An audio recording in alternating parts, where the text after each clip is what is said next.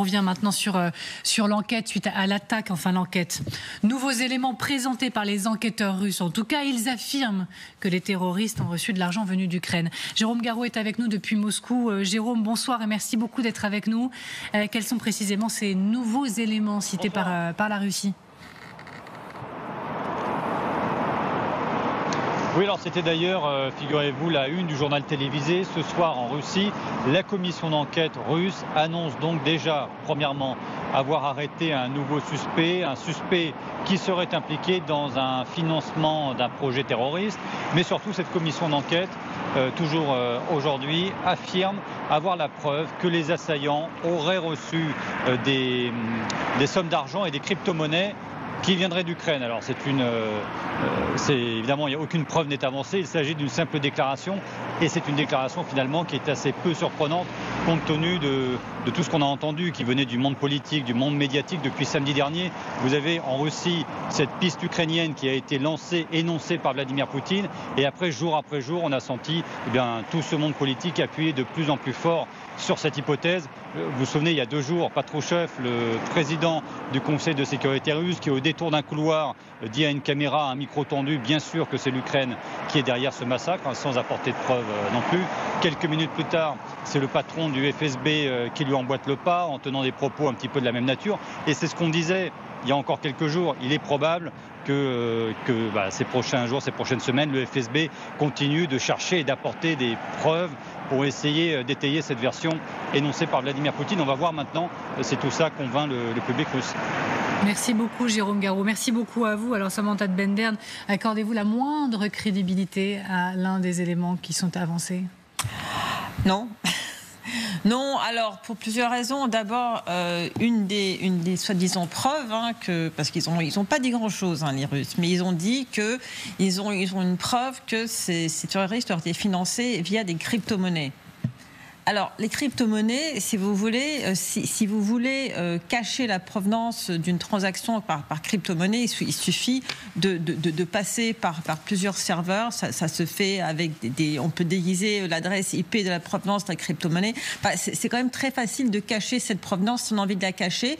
Et on peut imaginer que des gens qui financent un attentat terroriste auraient envie de cacher la provenance des fonds qui financent ce terroriste. Est-ce qu'ils ont trouvé des traces d'un financement via crypto-monnaie ? Je ne sais pas, mais qui proviendrait d'Ukraine, ok, mais ça ne veut strictement rien dire parce que ça peut se détourner très facilement. Ensuite, et surtout, la Russie a besoin de cette piste ukrainienne. Elle a besoin de cette piste ukrainienne parce que ce serait une des seules qui permettrait de justifier pourquoi cet attentat a pu avoir lieu. Cet attentat n'a pu avoir lieu que parce qu'il était organisé par les Ukrainiens, aidés par les Occidentaux. Si le FSB a laissé passer des terroristes tadjiks, je vous rappelle que la Russie a sa plus grande base militaire hors de Russie, au Tadjikistan, qui a des contacts très étroits entre le GRU et le renseignement tadjik.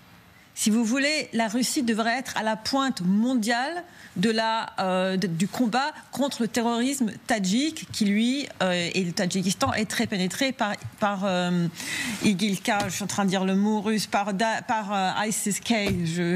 L'État islamique. L'État islamique, voilà. Et donc, si vous voulez, admettre cette défaillance est impossible pour la Russie. Donc, ils sont obligés de dire que c'est l'Ukraine. Et puis, en plus, évidemment, ça va justifier toutes les mesures qui seront prises contre l'Ukraine dans les prochains jours, voire les prochaines semaines. Que penser, général, de ces éléments que brandissent les Russes, en sachant qu'il y a effectivement ce côté vraiment très, très nébuleux de la crypto-monnaie, puis il y a aussi leur autre source, ce sont les aveux, entre guillemets, extorqués sous la torture. Quelle crédibilité leur donner ? Oui, je pense que tout le monde a bien compris que ça allait être quelque chose d'assez hypothétique en termes de crédibilité. Je pense que quand on est l'État russe, en tout cas du régime de Poutine, on peut fabriquer à peu près tout ce qu'on veut comme preuve dans le silence d'une enquête qui est complètement fermée et auquel personne n'a accès. Donc en réalité, tout ce qu'ils pourront produire va être suspect.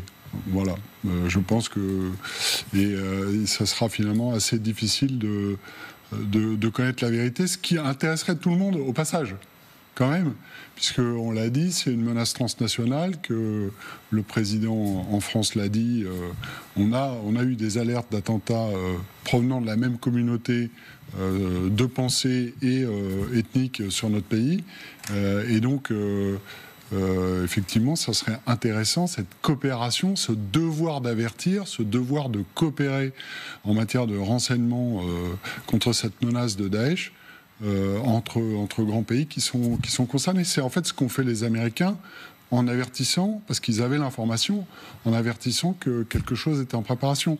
Le retour de ça serait que on ait de façon transparente les États occidentaux qui sont menacés par Daesh et accès à l'information qui a été retirée de cette attaque.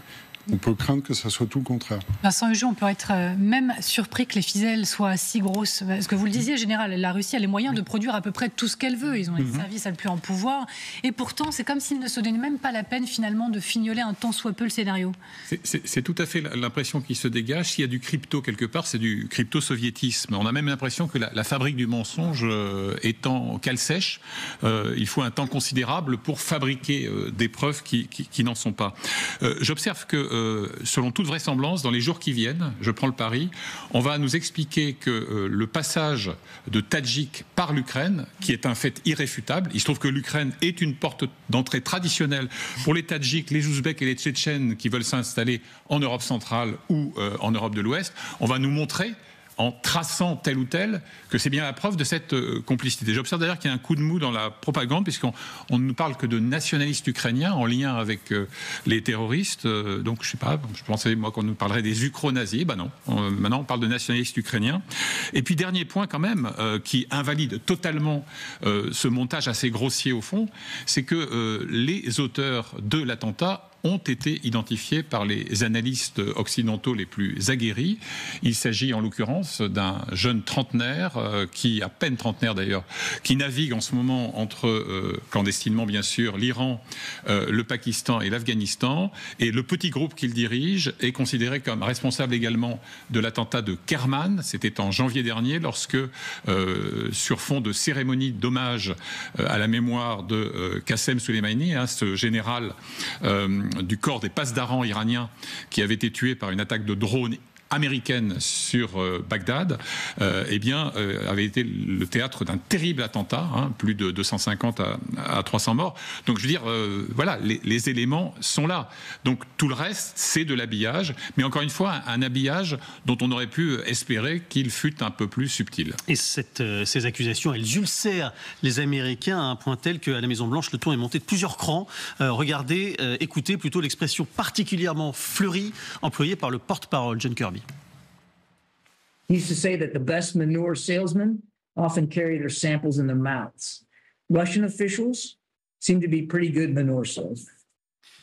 Alors Samantha de Maderne, est-ce que ça n'est pas surprenant de voir la Maison-Blanche aller dans le registre là pratiquement de l'insulte, même si on voit bien, on a bien vu que John Kirby n'est pas au pupitre du porte-parole de la Maison-Blanche, mais quand même.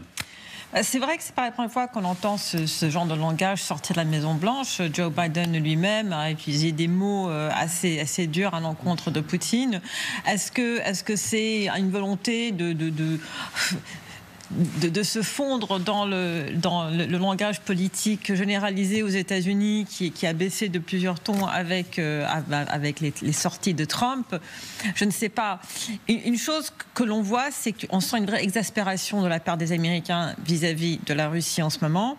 Le New York Times a sorti un article aujourd'hui qui parle justement des avertissements que les Américains ont donné aux Russes au début du mois de mars, en expliquant cependant que ces avertissements, en effet, n'étaient pas complets, il n'y avait pas toutes les informations, parce que justement, ils avaient peur que les Russes ne compromettent leurs sources. Il faut savoir que les sources des agences de renseignement sont dans des endroits où les Russes sont aussi très actifs contre les Américains, que ce soit en Syrie, que ce soit en Asie centrale, que ce soit par exemple en Afghanistan. Donc si vous voulez, les Américains ont un devoir d'avertissement, mais ils ont aussi un devoir de protéger leurs sources. Et ça, le New York Times explique très bien. Et donc, que les Russes, maintenant, soient là en train de dire que d'un côté, les Américains ont voulu les déstabiliser en parlant de cet attentat terroriste. Ensuite, les Américains n'ont pas donné assez d'informations. Finalement, ils n'ont besoin de l'aide de personne.